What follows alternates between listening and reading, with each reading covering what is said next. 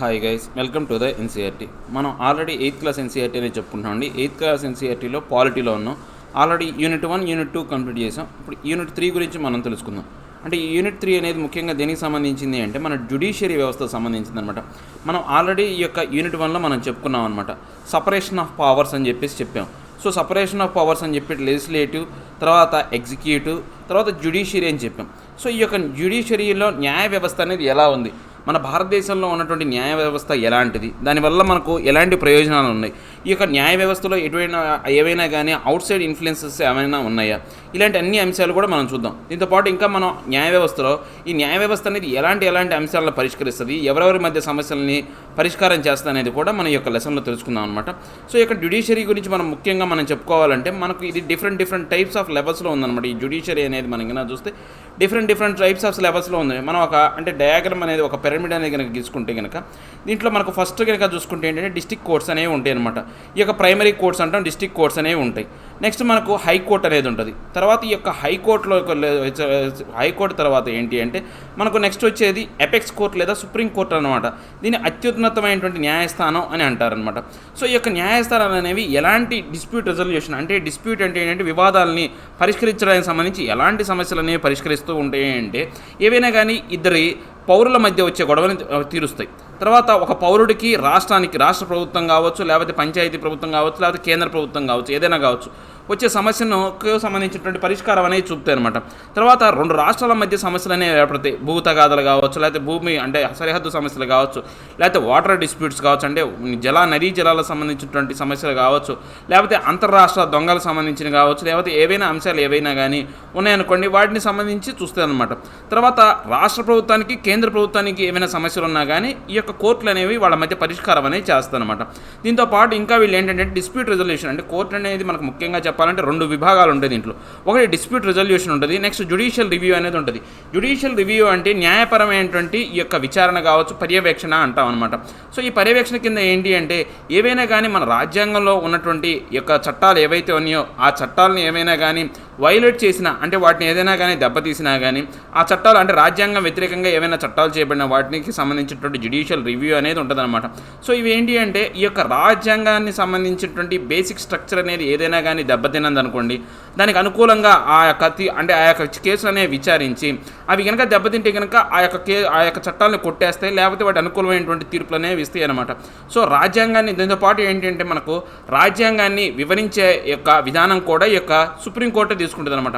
రాజ్యాంగంలో మనకి ఏదైనా అర్థం కాని టెర్మినాలజీ ఉందనుకోండి, ఆ యొక్క రాజ్యాంగంలో అర్థం కాని టెర్మినాలజీని కూడా వివరించేది ఎవరు అంటే ఈ యొక్క సుప్రీంకోర్టు.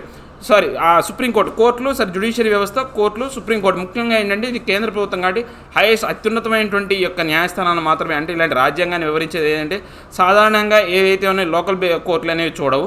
బేసికల్గా కొన్నిసార్లు అంటే హైకోర్టు చూస్తుంది, ఆ హైకోర్టు తర్వాత అత్యున్నత న్యాయస్థానం అయినటువంటి సుప్రీంకోర్టు అనేది చూస్తుంది అనమాట. Next upholding the law and enforcing fundamental rights అంటే వీళ్ళు ఏంటంటే చట్టాన్ని జాగ్రత్తగా కాపాడే విధంగా చర్యలు తీసుకుంటూ ప్రాథమిక హక్కులు ఏవైతే ఉన్నాయో రాజ్యాంగం కల్పించినటువంటి ప్రాథమిక హక్కులు ఏవైతే ఉన్నాయో వాళ్ళకి అందరికీ అందుబాటులో వచ్చే విధంగా చూస్తాయి అనమాట.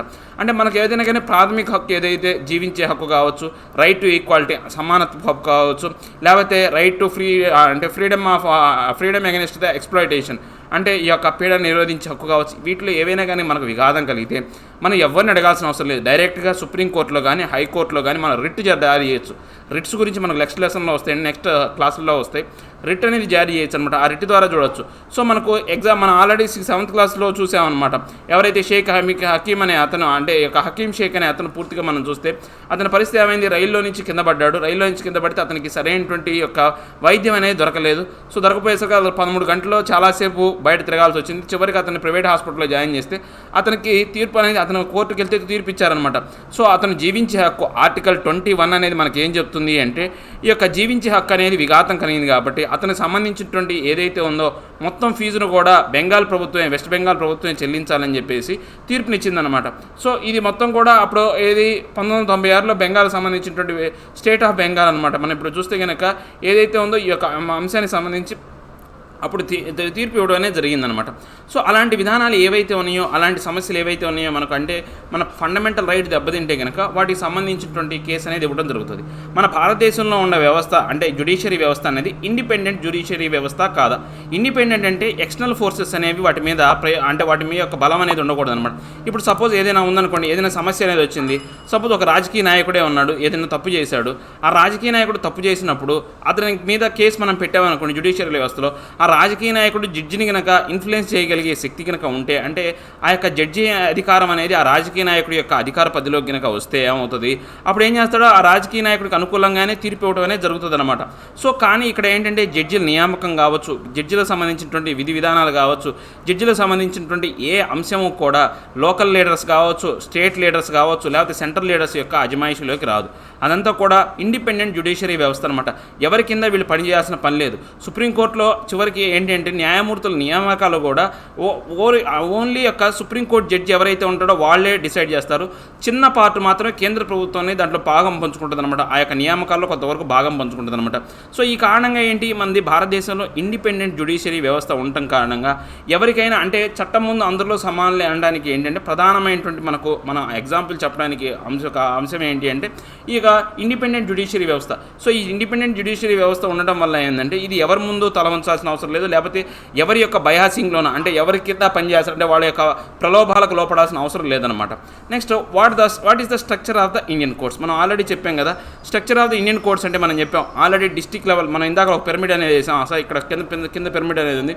ఇక్కడ మనకు ఏవైతే ఉన్నాయో డిస్ట్రిక్ట్ లెవెల్ కోర్ట్స్ కావచ్చు, లేకపోతే ఈ యొక్క తహసీల్దార్లు ఏవైతే ఉన్నాయో మండలాల్లో ఉన్నాయి కావచ్చు, లేకపోతే టౌన్స్లో ఉన్నాయి ఏవైతే ఉన్నాయో ఇవన్నీ కూడా మనకు ఈ యొక్క అంటే ప్రైమరీ కోర్ట్స్ కిందకి వస్తాయి అనమాట. నెక్స్ట్ ఈ సెకండరీ కోర్ట్స్ కిందకి వచ్చేసరికి హైకోర్టు అనేది ఉంటుంది అనమాట. ప్రతి రాష్ట్రానికి ఒక హైకోర్టు అనేది ఉంటుంది. ఇన్ని రాష్ట్రాలు ఉంటాయి, ఇన్ని రాష్ట్రాలు ఉంటాయి. ఒకవేళ ఏమైనా కానీ 2 రాష్ట్రాలకు ఉమ్మడిగా ఒక హైకోర్టు కూడా ఉండవచ్చు. లేదా బెంచ్లు అనేవి, అదే హైకోర్టు బెంచ్లు అనేవి ఒక్కొక్క రాష్ట్రంలో ఏం చేస్తారంటే పెద్ద రాష్ట్రం అయినప్పుడు పరిపాలన అంటే ఈ యొక్క ఏదైతే ఈజీగా ఉండటం కోసం బెంచ్ అనేది ఏర్పాటు చేస్తారనమాట. అంటే ఆ యొక్క హైకోర్టుకు సంబంధించినటువంటి బెంచ్ అనేది ఇంకో చోట కూడా పెట్టచ్చు అనమాట. నెక్స్ట్ మనకు సుప్రీంకోర్టు అనమాట. ఇది ఢిల్లీలో ఉంటుంది. ఈ సుప్రీంకోర్టు అనేది ఢిల్లీలో ఉంటుంది. ఈ హైకోర్టులో ఏమో ప్రతి రాష్ట్రానికి సంబంధించినటువంటి రాజధానిలో ఉంటాయి. ఈ సుప్రీంకోర్టు ఏమో వచ్చేసి మనకు ఢిల్లీలో ఉంటుంది అనమాట. సో ఇది హైయెస్ట్ కోర్టు అనమాట.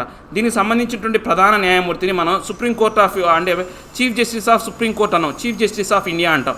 అంటే ఈ యొక్క సుప్రీంకోర్టు యొక్క ప్రధాన న్యాయమూర్తి భారతదేశాన్ని యొక్క ప్రధాన న్యాయమూర్తిగా మనం ట్రీట్ చేస్తాం. కానీ సుప్రీంకోర్టు ప్రధాన న్యాయమూర్తిగా అంటే భారతదేశం మొత్తానికి ఆయనే ప్రధాన న్యాయమూర్తిగా మనం చూస్తాం. సో ఇది ఏదైతే ఉందో మనకు యొక్క అంటే హైకోర్టు అనమాట, మద్రాస్ హైకోర్టు అనమాట. ఇది ఏదైతే ఉందో ఇది మద్రాస్ హైకోర్టు సంబంధించినటువంటి పిక్చర్ అనమాట.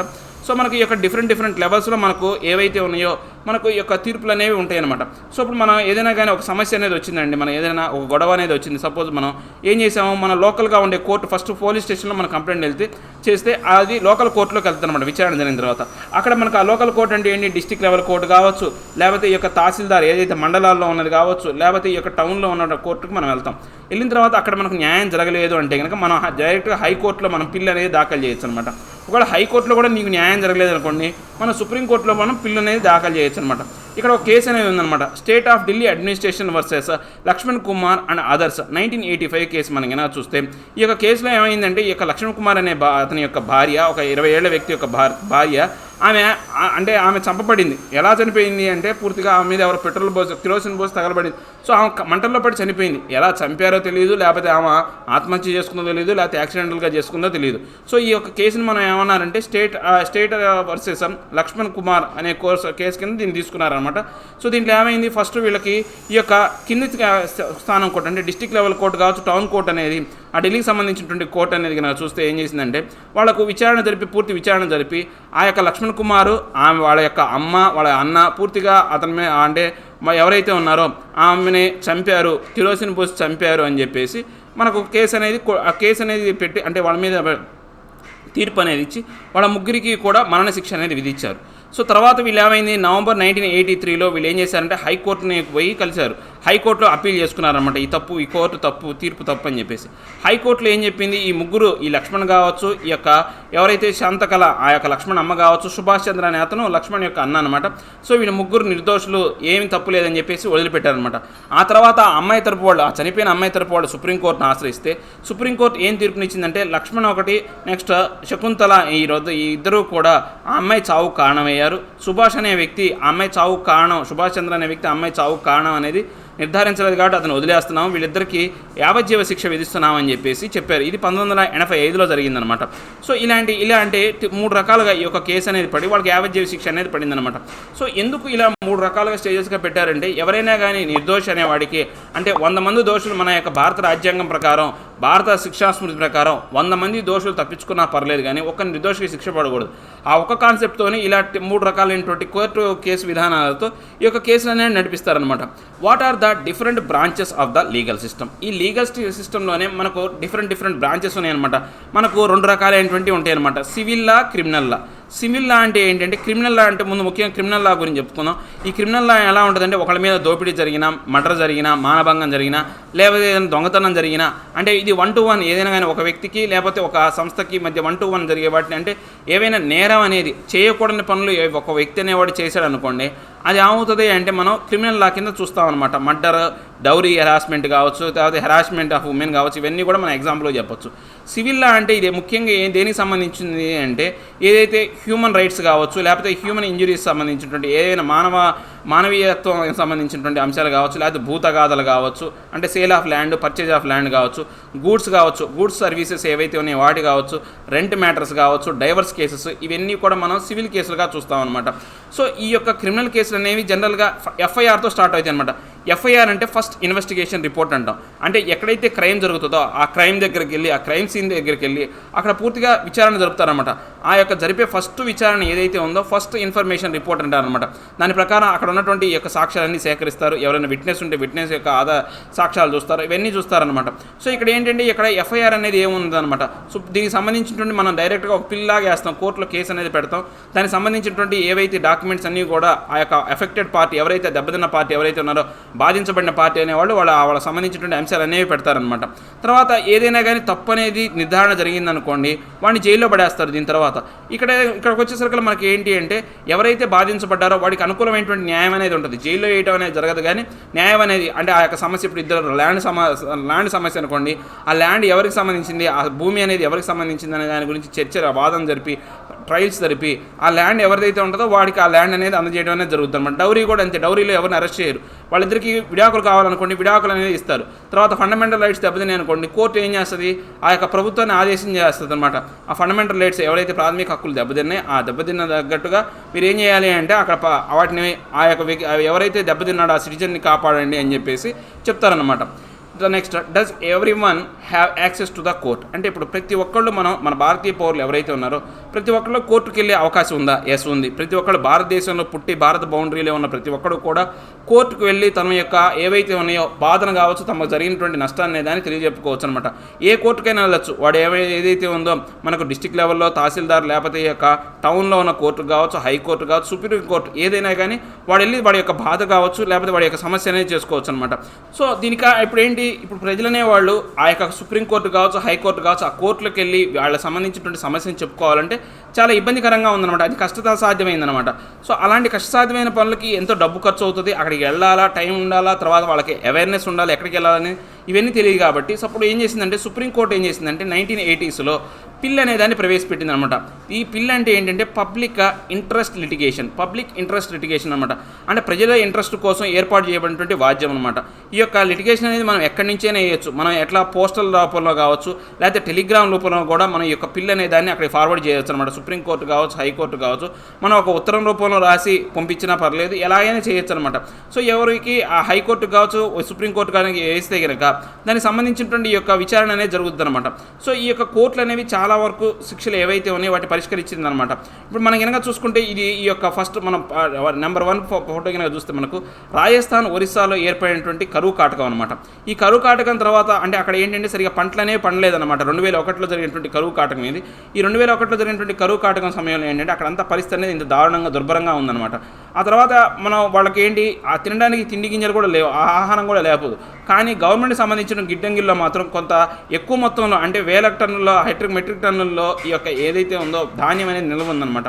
దానికి సంబంధించి సుప్రీంకోర్టు ఏం ఆదేశాలు జారీ చేసింది, అక్కడ కరువు కాటకం వచ్చింది కాబట్టి పబ్లిక్ డిస్ట్రిబ్యూషన్ సిస్టమ్ ద్వారా వాటంతా డిస్ట్రిబ్యూట్ చేయాలని చెప్పిందనమాట.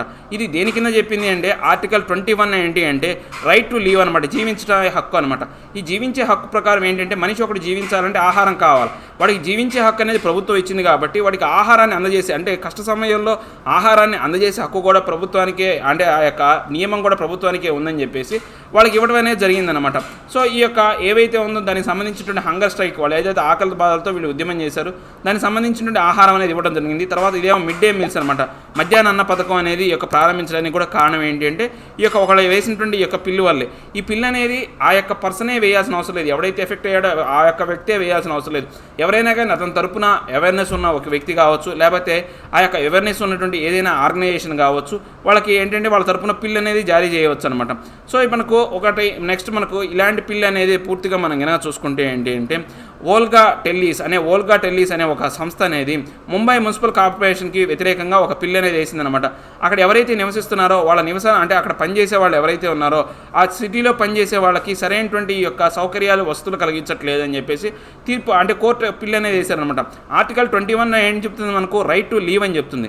రైట్ టు లీవ్ ప్రకారం ఏంటి అంటే వాడు సరైనటువంటి ఆరోగ్యవంతమైనటువంటి వాతావరణం జీవించడానికి కావాల్సినటువంటి ఏవైతే అంశాలు అనేవి కూడా ప్రభుత్వమే చూసుకోవాలన్నమాట. రైట్ టు లీవ్ సంబంధించి చూస్తే కనుక రైట్ టు లైఫ్ అనే దానికి మనం చూస్తే కనుక వాడి పరిసరాలు కూడా శుభ్రంగా జీవించే హక్కు అనేది ఉందా. దాని ప్రకారం ఏంటంటే వాళ్ళకి అనుకూలంగా ఏవైతే ఓల్గా టెల్లీస్ దానికి సంబంధించి ముంబై మున్సిపల్ కార్పొరేషన్ మీద కూడా సుప్రీంకోర్టు అనేది తమ యొక్క అంశాలను చెప్పిందనమాట. సో ఇక్కడ సమస్య ఏంటంటే మనకు సుప్రీంకోర్టు ఇవన్నీ కూడా బాగానే ఉన్నప్పటికీ కూడా మనకు కొన్ని సమస్యలు ఉన్నాయన్నమాట. ముఖ్యంగా మనం అక్కడికి వెళ్ళాలి అంటే ఇప్పుడు ఏదైనా కానీ కోర్టుకి ప్రొసీడింగ్స్ ఫాలో అవ్వాలంటే చాలా వరకు ఖర్చుతో కూడుకుంది. అక్కడికి వెళ్ళాలంటే ఎక్కువ టైం పడుతుంది, ఎక్కువ సమయం అనేది కేటాయించాలా. సో మన పనులన్నీ వదులుకొని పోవాలా. ఎవరైతే ఈ యొక్క మిడిల్ పీపుల్ అంటే బాగా డబ్బు ఉన్న వాళ్ళు టైంని కేటాయించగలరు, డబ్బును కేటాయించగలరు. అవి లేని వాళ్ళు టైం అంటే రోజు పనికి వెళ్తే కానీ గడవలేని వాళ్ళు అలా సమయాన్ని కేటాయించలేరు వాటికి. అది ఒక సమస్య అనేది ఉంది మన భారతదేశంలో. దాంతోపాటు ఏంటంటే ఇక్కడ ఒక ట్రయల్ అనేది జరగాలంటే కొన్ని సంవత్సరాలు అనేది పడుతుంది అనమాట. కొన్ని సంవత్సరాలు పట్టి కానీ కొన్ని ఏవైతే ఉన్నాయో అంశాలకు సంబంధించి ఏవైతే ఉన్నాయో తప్పులు సంబంధించినటువంటి జడ్జిమెంట్ అనేది ఇప్పటివరకు రాలేదన్నమాట. మన భారత రాజ్యాంగం ప్రకారం ఒక ఫ్రేజ్ అనేది అంటే భారత రాజ్యాంగం కాదు ఒక ఫ్రేజ్ల వెర్బర్ అనేది ఉందన్నమాట. Justice delayed is a justice denied. అంటే ఎప్పుడైనా సరే ఈ యొక్క జస్టిస్ అనేది అంటే తీర్పు అనేది న్యాయం అనేది నిదానంగా జరిగిందనుకోండి ఆ న్యాయం జరగనట్టే అంటారు. ఎందుకంటే ఇప్పుడు ఒకళ్ళ మీద కేసు అనేది వేశారండి. సో ఆ కేసు అనేది అతను ఒక 40 ఏళ్ళలో 50 ఏళ్ళలో సపోజ్ ఒక 40 ఏళ్ళ వ్యక్తి మీద కేసు అనేది వేయడం జరిగింది. అతను కేసు వేసిన తర్వాత అతని మీద విచారణ జరిగి అంటే అతని వయసు 40 సంవత్సరాలు, అతని మీద విచారణ జరగడానికి దగ్గర ఒక 20 ఏళ్ళలో లేదా 25 ఏళ్ళలో లేకపోతే ఒక 30 ఏళ్ళలో వేసుకున్నాం అనుకోండి. విచారణ జరిగి అతని మీద తీర్పు అనేది కోర్టు అనేది తీర్పు ఇచ్చింది. సో అతనికి వచ్చేసరికి వయసు ఎంత వస్తుంది, 60 నుంచి 70 ఏళ్ళు వస్తాయి మనం చెప్పిన లెక్క ప్రకారం. సో ఈ 60 నుంచి 70 ఏళ్ళ వయసులో అతని యవ్వనం అంతా కూడా హాయిగా బయట బెయిల్ రూపంలో కావచ్చు లేకపోతే ఏదైతే ఉందో బయట గడిపేశాడు. సో అతనికి ఏంటి ఎటువంటి ఇబ్బంది అనేది లేదు. సో ముసలితనంలో ఏంటి రిటైర్మెంట్ టైంలో వచ్చి హాయిగా కూర్చుంటాడు, లేదా కొంతమంది ఆ టైంకల్లా చనిపోతారనమాట. సో చనిపోతే ఏమవుతుంది వాడికి వాడికి శిక్ష పడలేదు అంటే ఆ యొక్క బాధింపబడ్డ వ్యక్తికి అన్యాయమే జరిగింది, న్యాయం జరగలేదు అనమాట. అంటే జస్టిస్ అనేది నిదానం అయితే కనుక అన్యాయమే జరుగుతుంది అని చెప్పొచ్చు అనమాట. దీనికి ఎగ్జాంపుల్గా మనం చూస్తే ఏంటి అంటే 1987లో మే 22వ తారీఖున ఒక 43 మంది ముస్లిం ఏదైతే ఉందో హషీంపూర్ మీరట్ ఏరియాకి సంబంధించినటువంటి వాళ్ళని ఒక పోలీసు అంటే కొంతమంది బెటాలియన్ పోలీసులు పోయి చంపేశారన్నమాట ఉత్తరప్రదేశ్ నుంచి ఢిల్లీకి సంబంధించినటువంటి. సో దీనికి సంబంధించి ఏంటి అంటే 2007లో వీళ్ళు అంటే వాళ్ళు ఎవరైతే ఉన్నారో ఆ యొక్క బాధితులు ఎవరైతే ఉన్నారో వాళ్ళు ఒక బ్యానర్ కట్టుకొని మరీ కూర్చున్నారనమాట. మాకు 1887లో ఈ ఇన్సిడెంట్ జరిగింది, ఇది 2007 అంటే 1887 నుంచి 2007 అంటే దగ్గర 20 సంవత్సరాలు, దగ్గర కంప్లీట్గా 20 సంవత్సరాలు. దీనికి సంబంధించిన తీర్పు అనేది ఎప్పుడు ఇవ్వడం జరిగింది, 31 అక్టోబర్ 2018 ఇవ్వడం జరిగింది. ఒక అతని మీద ఎవరైతే ఉన్నారో ఒక ఇద్దరు ముగ్గురు మీద మాత్రమే తక్కువ వచ్చి ఫైనల్గా జడ్జిమెంట్ అనేది ఇవ్వడం జరిగిందనమాట. సో దానికి సంబంధించి ఏంటి 30 ఏళ్ళు గడిచిపోయింది ఆ కేసు తర్వాత. 30 ఏళ్ళ తర్వాత దాని మీద ఉత్సాహం పోతుంది, దాని సాక్ష్యాలన్నీ తారుమారు అవుతాయి. సో జస్టిస్ డిలే అయ్యిందంటే ఖచ్చితంగా డిలే అయినట్టే అనమాట. సో మన భారతదేశంలో సుప్రీంకోర్టు కావచ్చు, హైకోర్టులు కావచ్చు, డిస్ట్రిక్ట్ సబార్డినేట్ కోర్ట్స్లో మనం ఇంకా చూసుకుంటే ఏంటంటే చాలా తక్కువ స్ట్రెంగ్త్ అనేది ఉందన్నమాట. ముఖ్యంగా సుప్రీంకోర్టులో 34 మంది జడ్జిలు ఉండాలా, 34 మంది ఉన్నారు. హైకోర్టులో మొత్తం 1079 మంది ఉండాల్సింది 655 మంది ఉన్నారు. 424 మంది పోస్టులు అనేవి వెకేట్లో ఉన్నాయి, ఖాళీగా ఉన్నాయి అనమాట. తర్వాత ఈ జడ్జీలు అనేవాళ్ళు మనకు ఈ యొక్క డిస్ట్రిక్ట్ సబార్డినేట్ కోర్ట్స్లో చూసుకుంటే మొత్తం 22,644. ఏది మన యొక్క జనాభా కన్నా చాలా తక్కువగా ఉన్నారండి. అంటే ఇంకా ఫుల్ ఫ్లెడ్జ్లో ఇవ్వలేదు. ఫుల్ ఫ్లెడ్జ్లో కనుక కోర్టులు అనేవి ఎస్టాబ్లిష్ చేసి ఇంకా ఇస్తే కనుక ఈ కౌంట్ అనేది ఇంకా పెరుగుద్ది అనమాట. సో 34 మంది కాదు, 54 మంది ఉన్నా, 100 మంది ఉన్నా కానీ సరిపోరనమాట. అంత పెద్ద దేశం మంది మన భారతదేశం అనేది. మన పూర్తిగా ఈ యొక్క చదరపు విస్తీర్ణం ప్రకారం చూసుకుంటే ఈ కౌంట్ అనేది చాలా తక్కువ అనమాట. సో ఈ యొక్క కోర్టులో మనకు డిస్ట్రిక్ట్ సబార్డినేట్ కోర్ట్స్ 1,00,000-2 లక్షల మంది ఉన్నా కానీ సరిపోరు కోర్టులో. అన్ని జడ్జీలు, అన్ని న్యాయస్థానాలు అనేవి అవసరం అనమాట. సో వాళ్ళలో మనం మొత్తం చూసుకుంటే అంటే ఉన్నాయే తక్కువ అయితే దాంట్లో మనం కనుక చూస్తే కనుక 17,509 మంది మాత్రమే ఉన్నారు. ఇంకా 5,135 మంది తక్కువ మంది ఉన్నారు. వీటి అన్నిటి కారణాల వల్ల ఏమవుతుంది, మన భారతదేశంలో ఈ యొక్క జస్టిస్ అనేది డినే అవుతుంది. దీనివల్ల ఏమవుతుంది, రోజు రోజుకి ఈ యొక్క సమస్య అనేది దూరంగా వెళ్ళిపోతుందని చెప్పారనమాట. సో మనకి ఇక్కడ ట్రెషరీ 3 భాగాల్లో మనకి ఇచ్చారు. సుప్రీంకోర్టు, హైకోర్టు, లోయర్ కోర్ట్స్ అనేవి మనకు 3 భాగాలుగా ఈ యొక్క పిరమిడ్ ప్రకారం చెప్పొచ్చు అనమాట. సో మన నెక్స్ట్ లెసన్ చాప్టర్ 6 అనేది మనం కనుక చూసుకుంటే understanding our criminal justice system. అంటే మనం ఇందాక చెప్పాం కదా, క్రిమినల్ ప్రొసీడింగ్స్ అనేవి, తర్వాత సివిల్ ప్రొసీడింగ్స్ అనేవి, మనం 2 ప్రొసీడింగ్స్ అనేవి చెప్పాం. సో క్రిమినల్ ప్రొసీడింగ్స్ అనేది ఎలా ఉంటుందో ఈ యొక్క లెసన్ ద్వారా తెలుసుకుందాం. ఇప్పుడు ఏదైనా కానీ ఇప్పుడు మనకు ఏదైతే మన ఫస్ట్ ఇన్ఫర్మేషన్ రిపోర్ట్ అనేది చెప్పాం, ఎఫ్ఐఆర్ అనేది చెప్పాం. సో ఆ ఎఫ్ఐఆర్ ప్రకారం కొన్ని అంశాలు అనేవి, తర్వాత ఈ ప్రొసీడింగ్స్ అనేవి ఎలా ఉండబోతున్నాయని చూద్దాం. ఇక్కడ ఎగ్జాంపుల్ ఏమి ఇచ్చారంటే ఒక పెద్ద ధనికుల కుటుంబం అనేది ఉంది. ఆ ధనికుల కుటుంబంలో ఆ యొక్క లేడీ ఎవరైతే ఉన్నారో ఆ ఇంటి పెద్ద లేడీ యొక్క బంగారపు గొలుసు అనేది పోయిందనమాట. వాళ్ళ ఇంట్లో ఒక డొమెస్టిక్ వర్క్ చేసే అంటే ఇంటి పని చేసుకునే ఒక ఆమె శాంత అనే ఒక ఆమె ఉందనమాట. వీళ్ళు మిస్టర్ షిండే ఫ్యామిలీ శాంతకు సంబంధించినటువంటి కేసు అనమాట. ఆ శాంత ఏం చేసి అంటే ఆ గొలుసు పోతే వాళ్ళు ఏం చేశారు, శాంతాని దోషిగా చిత్రీకరించి ఆమె యొక్క పెట్టెను ఎతికారనమాట. ఆమె యొక్క ట్రంక్ పెట్టెను ఎతికితే ఆ ట్రంక్ పెట్టెలో ఒక 10,000 రూపాయలు డబ్బులు అనేవి దొరికినాయి. ఈ 10,000 రూపాయలు సాక్ష్యంగా తీసుకొని నువ్వు పని మనిషి చేసి నీ దగ్గర 10,000 రూపాయలు డబ్బులు ఎక్కడ ఉన్నాయని అడిగారు. ఆమె ఏం చెప్పింది, ఇవి నేను నా తమ్ముడు రోజు అంటే ప్రతి నెలా దాచుకున్న సొమ్మండి ఇది. మేము ఇంటికి వెళ్ళిన తర్వాత ఒక ఆవును ఏదైతే ఒక ఎద్దును కొనుక్కోవాలనుకున్నామని చెప్పేసి ఆ వ్యవసాయ పనుల కోసం ఒక ఎద్దును కొనుక్కోవాలనుకున్నాం, దానికోసం దాచిపెట్టుకున్నామని చెప్పింది. అది నమ్మకుండా వాళ్ళు కేసు అంటే పోలీస్ స్టేషన్కి వెళ్ళారు. పోలీస్ స్టేషన్లో ఎఫ్ఐఆర్ అంటే ఎస్ఐ అనే అతను ఎఫ్ఐఆర్ ఫైల్ చేసి వాళ్ళ ఇంటికి వచ్చి ఇన్వెస్టిగేషన్ చేశాడు. సో ఆ 10,000 రూపాయల డబ్బులు ఏం చేశాడు, ఆయన సీజ్ చేశాడు. ఆమెను పోలీస్ స్టేషన్కి అరెస్ట్ చేశాడు. తర్వాత ఆమె తమ్ముడు ఎవరైతే ఉన్నాడో, తమ్ముడు ఏం చెప్పింది కదా, తమ్ముడు సుశీల్ అనే అతను వచ్చాడు. సో అతన్ని కూడా 2 రోజులు జైల్లో పడేసి కొట్టారనమాట. తర్వాత ఆమెను అంటే పోయి మీ అక్క కావాలంటే కనుక బెయిల్ తెచ్చుకోమన్నాడు. వాడు తెచ్చుకోవడం చేత కాలేదు, ఎందుకని వాళ్ళ దగ్గర డబ్బులు లేవు కాబట్టి తెచ్చుకోవడం చేత కాలేదు. సో తర్వాత ఏం జరిగింది, వాళ్ళని కోర్టులో హాజరు చేయడం జరిగిందనమాట. ఆ కోర్టు యొక్క న్యాయవాది ఎవరైతే ఉన్నారో అంటే అక్కడ జడ్జి ఎవరైతే ఉన్నారో, నీ తరపున ఎవరైనా వాదించడానికి ఉన్నారా అని అడిగాడు. సో వాదించడానికి నాకు లేరు అని చెప్పింది ఆమె. నాకు ఎవరు తెలియదండి, నాకు అందులో డబ్బులు కూడా లేవు నా దగ్గర వాళ్ళని పెట్టుకోవడానికంటే. అప్పుడు కోర్టు ఏం చేసింది అంటే ఆమెకు వాదించడానికి ఈ యొక్క ఆర్టికల్ 22 ప్రకారం ఏదైతే ఉందో ఆర్టికల్ 22 ఏం చెప్తుందంటే, ఎవరైనా కానీ ఈ యొక్క అంటే డబ్బులు లేకపోతే కనుక వాళ్ళకి తరపున న్యాయం వాదించడానికి ఎవరు లేకపోతే కనుక పూర్ ఫ్యామిలీ పర్సన్ ఎవడైతే ఉంటాడో వాళ్ళ తరపున వాదించడానికి పెట్టాల్సినటువంటి బాధ్యత కూడా ఈ యొక్క ప్రభుత్వాన్ని అని చెప్పారు. దాంతోపాటు మనకు 39A కూడా ఆర్టికల్ 39A కూడా మనకి ఏం చెప్తుంది అంటే, ఎవరైనా కానీ అంటే రాష్ట్ర ప్రభుత్వం అనేది దాని యొక్క బాధ్యత అనమాట. పూర్ ఫ్యామిలీస్ ఎవరైతే ఉంటారో వాళ్ళకి సంబంధించినటువంటి వాళ్ళని ఈ యొక్క వాళ్ళకి సంబంధించినటువంటి ఏవైనా కానీ శిక్షలు పడితే వాళ్ళ తరపున వాదించడానికి ఎవరైతే ఉంటారో కొంతవరకు వాళ్ళకి సంబంధించినటువంటి వాళ్ళని అరేంజ్ చేయాల్సిన బాధ్యత అనేది రాష్ట్ర ప్రభుత్వానికి ఉందని చెప్పేసి చెప్తుందన్నమాట. ఇక్కడ ఆర్టికల్ 22 అనేది మనం కనుక చెప్తే ఆర్టికల్ 22 గురించి ఇన్ డీటెయిల్గా ఇచ్చారండి, చాలా ఇంపార్టెంట్ అనమాట.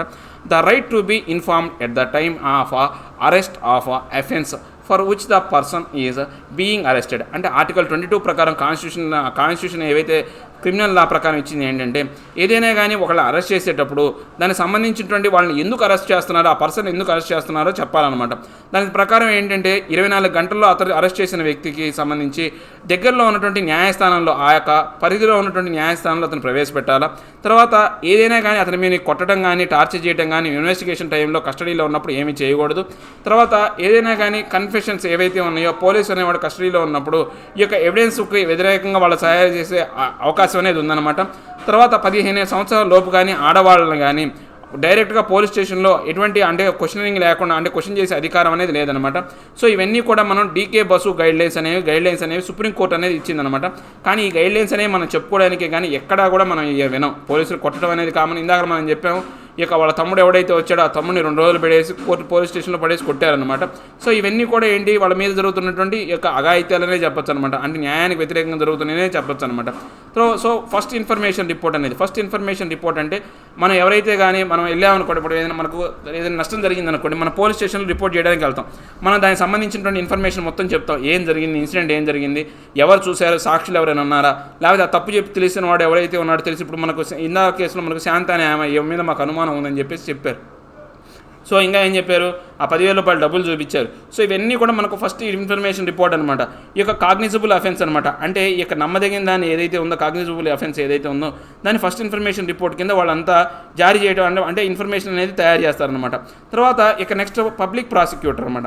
పబ్లిక్ ప్రాసిక్యూటర్ అంటే ఏంటంటే ప్రభుత్వం తరపున వాదించే వ్యక్తి. ఇతను పబ్లిక్ ప్రాసిక్యూటర్ అంటే ఎవరైనా కానీ ప్రభుత్వం తరపున వాదించే వ్యక్తి. అంటే ఇప్పుడు ఏదైనా కానీ మన రాష్ట్రంలో ఒక చోట ఒక తప్పు జరిగిందనుకోండి, ఆ తప్పు జరిగితే మనం ఇందాక షిండే అనే ఫ్యామిలీ అన్నాం. ఈ యొక్క షిండేకి ఈ యొక్క శాంత వర్సెస్ శాంత అంటారనమాట. అంటే ఏదైనా కానీ ఒక తప్పు జరిగింది అంటే ఆ తప్పు ఆ ఒక్క వ్యక్తికే జరిగింది అన్నారు. అంటే ఆ నష్టపోయిన వ్యక్తినే చూపించరు, ఆ రాష్ట్రాన్ని చూపిస్తారు. ఆ రాష్ట్రానికి నష్టం జరిగిందనమాట. అంటే ఈ యొక్క రాష్ట్రానికి మధ్య ఆ యొక్క ఎవరైతే ఉన్నారో ఆ కల్ప్రిట్ ఎవరైతే ఉన్నారో నేరస్తుడికి మధ్య ఉందని. అందుకే మనకు ఇందాకల కేసులో కూడా మనం లక్ష్మణ్ అనే కేసు కూడా చూసాం. దాంట్లో ఢిల్లీ వర్సెస్ లక్ష్మణ్ అన్నామే కానీ ఆ యొక్క లక్ష్మణ్ యొక్క భార్యకి పేరు పెట్టలేదనమాట. ఢిల్లీ వర్సెస్ లక్ష్మణ్ అన్నాం. అంటే ఒక తప్పు జరిగింది అంటే ఆ తప్పు చేసిన వ్యక్తికి ఆ రాష్ట్రానికి మధ్యనే గొడవగా మనం చూస్తాం అనమాట. అందుకే మన రాష్ట్రాల పేర్లు ప్రస్తావిస్తాం అనమాట. ఇక్కడ కూడా మనకు శాంత ఇందాకలు కూడా మన లక్ష్మణ్ అనేది కూడా అలానే చూసాం. ఇప్పుడు శాంత అనే దాన్ని కూడా మనం ఏమైనా చూస్తే ఆ శాంతానికి సంబంధించినటువంటి ఏదైతే గవర్నమెంట్ ఉందో గవర్నమెంట్ వ్యతిరేకంగా ఆ శాంత వర్సెస్ గవర్నమెంట్ అనే కింద ఉంటుంది అనమాట. సో దాని కింద అందుకే ఏం చేస్తాడు పబ్లిక్ ప్రాసిక్యూటర్ అంటే ఒకవేళ ఆ యొక్క ఏదైతే తప్పు జరిగిన దాంట్లో అంటే ఆ యొక్క కల్ప్రిట్ ఎవరైతే ఉన్నారో నేరస్తుడికి వ్యతిరేకంగా వాదించడానికి న్యాయవాది కనుక లేకపోతే పబ్లిక్ ప్రాసిక్యూటర్ ఆ రాష్ట్ర ప్రభుత్వం ఆ యొక్క కేసును తీసుకొని వాదిస్తుంది అనమాట. సో దాన్ని అందుకే ఏమంటారు, ఈ యొక్క Delhi state versus something Lakshman అనే అతను కావచ్చు, లేకపోతే శాంత అని కానీ పెడతారనమాట. సో రోల్ ఆఫ్ జడ్జి యొక్క పరిస్థితి అంటే జడ్జి యొక్క విషయం ఏంటంటే ఆయన ఒక ఎంపైర్ అనమాట. ఏవైతే విచారణలు ఏవైతే ఉన్నాయో ఆ విచారణ జరుపుతాడు, సాక్ష్యాలను విచారిస్తాడు, సాక్ష్యాధారాలను చూస్తాడు. వీటన్నిటి ద్వారా ఒక కంక్లూజన్కి వచ్చి ఎవరైతే తప్పు చేస్తారో ఆ తప్పు సరిపోయే శిక్ష అనేది విధిస్తాడనమాట. అతను విచక్షణ అధికారం కావచ్చు, లేకపోతే చట్టం సూచించిన అంశాల ప్రకారం అతని మీద తప్పు అనేది అంటే ఆ యొక్క సంబంధించి శిక్ష అనేది వేస్తాడనమాట. ఫెయిర్ ట్రయల్స్ అంటే ఏంటి అంటే ఇప్పుడు మనం ఏమైనా చూస్తే ఆ శాంత అనే ఆమెను అరెస్ట్ చేసి ఏం చేశారు, ఒక పోలీస్ స్టేషన్లో ఒక రక్షణాత్మకమైనటువంటి ప్లేస్లో పెట్టారు. ఎక్కడ పడితే ఆమెను ఇంటీరియర్ ప్లేస్లోనో లేకపోతే దూరంగా తీసుకెళ్ళలేదు, ఒక రక్షణాత్మకమైన ప్లేస్లో పెట్టారు. తర్వాత ఆమెకు సంబంధించినటువంటి డాక్యుమెంట్స్ అనేవి ఇచ్చారు. ఆమె ఏం తప్పు చేసిందో ఆ డాక్యుమెంట్స్ అన్నీ కూడా ఆమె ఏం చేసింది, ఆమె ఒక రాయ్ అనే ఎవరైతే ఉన్నారో అంటే అడ్వకేట్ని ఆమెకి ఇస్తే సరిగ్గా ఒక లాయర్ని ఇస్తే ఆ ఒక లాయర్కి సంబంధించి ఆమె యొక్క డాక్యుమెంట్స్ అన్నీ ఆమెకి ఇచ్చిందనమాట. అంటే ఆ ఫ్రీ ట్రయల్ సంబంధించి ఆమె ఏం తప్పు చేసిందో సంబంధించి ఇన్ డీటెయిల్ డాక్యుమెంట్ అనేది ఆమెకి ఇచ్చారనమాట. ఆమె చదవడం రాపోయినా ఆమె తీసుకెళ్ళి ఆమె ఏం చేసింది, ఆమె లాయర్కి ఇచ్చింది. ఆ లాయర్ ఇన్ డీటెయిల్గా చదివింది. తర్వాత ఆ విచారణ అంతా కూడా ఓపెన్ కోర్టులో జరిగింది. అంటే ఓపెన్ కోర్టులో పబ్లిక్గా చేస్తారు, అంతేగాని ఒక రూమ్లోనో ఒక గదిలోనో బంధించలేదు. ఆ విచారణ అంతా కూడా ఆమె ముందే జరిగింది. ఈ శాంత అనే ఆమె ముందు జరిగింది, ఆ షిండే ఫ్యామిలీ ముందు జరిగిందనమాట. అందరి ముందు పబ్లిక్గా జరిగిందనమాట. సో దాంతోపాటు ఈ యొక్క లాయర్ ఏం చేసింది, క్రాస్ ఎగ్జామినేషన్ చేసింది. ఎవరిని ఏమని అడిగింది, తర్వాత ఆ షిండే ఫ్యామిలీని అడిగింది అనమాట. షిండే ఫ్యామిలీని ఏమని అడిగింది, ఈమె 3 సంవత్సరాలుగా మీ దగ్గర పనిచేస్తుంది, ఈమె ఇట్లాంటి తప్పు ఎప్పుడు చేయలేదు, ఇప్పుడు ఎందుకు చేసింది అని చెప్పేసి అడిగింది. తర్వాత ఏంది, ఆమె అప్పుడు 3 సంవత్సరాలుగా ప్రతి నెల 1000 రూపాయలు మీరు డబ్బులు అనేది ఇస్తున్నారు. ఆమె 500 దాచిపెట్టుకున్నా కానీ చాలా అమౌంట్ అనేది ఉంటుంది. ఆ 10,000 మీయే అని ఎలా చెప్పగలరు, ఆ గొలుసు ఎలా చేయగలరు అని ఇలాంటి క్రాస్ ఎగ్జామినేషన్స్ అన్నీ జరిగినాయి అనమాట. చివరికి పోలీసు వాళ్ళ యొక్క విచారణలో తేలిన తర్వాత ఆ యొక్క షిండే ఫ్యామిలీకి సంబంధించినటువంటి కొడుకు అతని ఫ్రెండ్స్ అనేవాళ్ళు కలిసి ఆ దగ్గరలో వాళ్ళ ఇళ్లలో దొంగతనాలు చేస్తున్నారు అని చెప్పేసి ఈ యొక్క తీర్పు అనేది అంటే వాళ్ళకు ఆ యొక్క ఎవరైతే ఎస్ఐ ఉన్నాడో అతను చేసినటువంటి ఇన్వెస్టిగేషన్లో తెలియదనమాట. సో ఈ ఇన్వెస్టిగేషన్లో చేరిన తర్వాత ఆ యొక్క శాంత అనే ఆమెను ఏం చేశారు, నిర్దోషిగా విడుదల చేశారనమాట.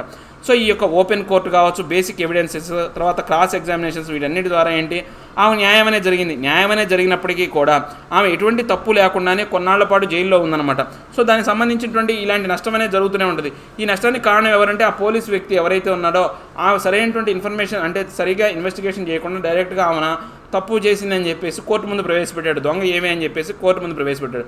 పోలీసు వాళ్ళ పని ఏంటి, ఎవరైతే ఆ యొక్క ఏదైతే ఇన్సిడెంట్ అనే దాన్ని పరీక్షించి ఆ యొక్క ఇన్సిడెంట్లో జరిగినటువంటి తప్పును కనుగొని ఎవరైతే ఆ విట్నెస్లు తీసుకుని ఆ విట్నెస్ ఆధారితంగా ఆ మనిషి కరెక్ట్ అంటే వీడు దొంగతనం చేశాడా లేదనే దాన్ని నిర్ధారించాలి. వాళ్ళు ఏం చేశారు, ఆమె శాంతను దొంగగా నిర్ధారించారు. అదే కేసులో శాంత డబ్బులు అనేవి ఈ యొక్క షిండే ఫ్యామిలీ కొడుకు ఎవరైతే ఉన్నాడో దొంగతనం చేస్తే ఇలాంటి పరిస్థితి అనేది ఉండదు. సో ఇలాంటి పరిస్థితులు అనేవి ఉన్నాయన్నమాట. సో దీని కారణంగా ఏమైంది, మన భారతదేశంలో ఈ యొక్క ప్రభుత్వంలో అంటే మనకు న్యాయం జరుగుతున్నప్పటికీ కూడా కొన్ని చిన్న లోపాలు అనేవి ఇవన్నీ ఉన్నాయన్నమాట. పోలీస్ వాళ్ళు అంటే హియర్ ద విట్నెస్, తర్వాత ప్రాసిక్యూటర్ ఏం చేస్తాడు, రికార్డ్ ద స్టేట్మెంట్, విట్నెస్ ఇవన్నీ కూడా పోలీసు వాళ్ళు చేస్తారు. ఇవన్నీ కూడా చేసేది ఎవరంటే తర్వాత ఈ యొక్క ప్రాసిక్యూటర్ ఏం చేస్తాడు, క్రాస్ ఎగ్జామినేషన్ చేస్తాడనమాట. తర్వాత అంటే ఈ యొక్క take the photos of burn house అంటే ఈ యొక్క ఎవరు పోలీసే తీసుకుంటాడు. తర్వాత రికార్డ్ ద ఎవిడెన్స్, ఈ ఎవిడెన్స్ అంతా కూడా పోలీసే ఎవిడెన్స్ అనేది తీసుకుంటాడు అనమాట. రికార్డ్ ద ఎవిడెన్స్ కూడా వాయనే.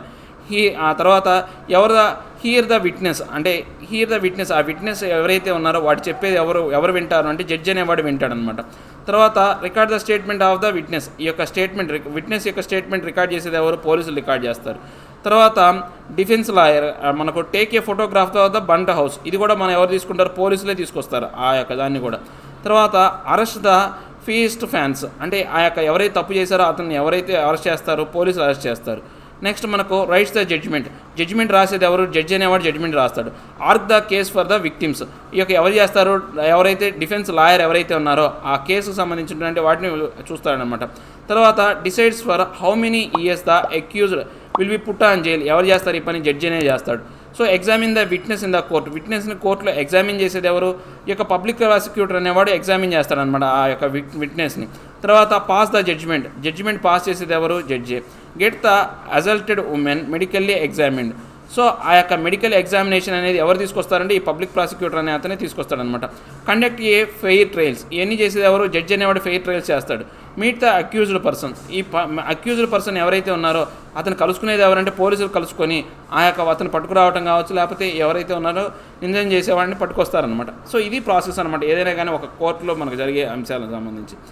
సో ఇదండి ఈరోజు మనకు ఎన్సీఆర్టీకి సంబంధించినటువంటి జ్యుడిషియరీ వ్యవస్థ అనమాట. ఈ యొక్క అంటే 8th క్లాస్ సంబంధించినటువంటి ఈ యొక్క పాలిటీ ఎన్సీఆర్టీలోని ఈ యొక్క 3rd యూనిట్ అనమాట. సో మనకు జ్యుడిషియరీ సిస్టమ్ అనేది మనం ఇప్పుడు తెలుసుకున్నాం. నా ఎక్స్ప్లెనేషన్ మీకు నచ్చే ఉంటుంది అనుకున్నాను. నచ్చితే లైక్ చేయండి, షేర్ చేయండి. మీరు ఏదైనా చెప్పాలి అనుకుంటే కింద కామెంట్ రూపంలో తెలియజేయండి.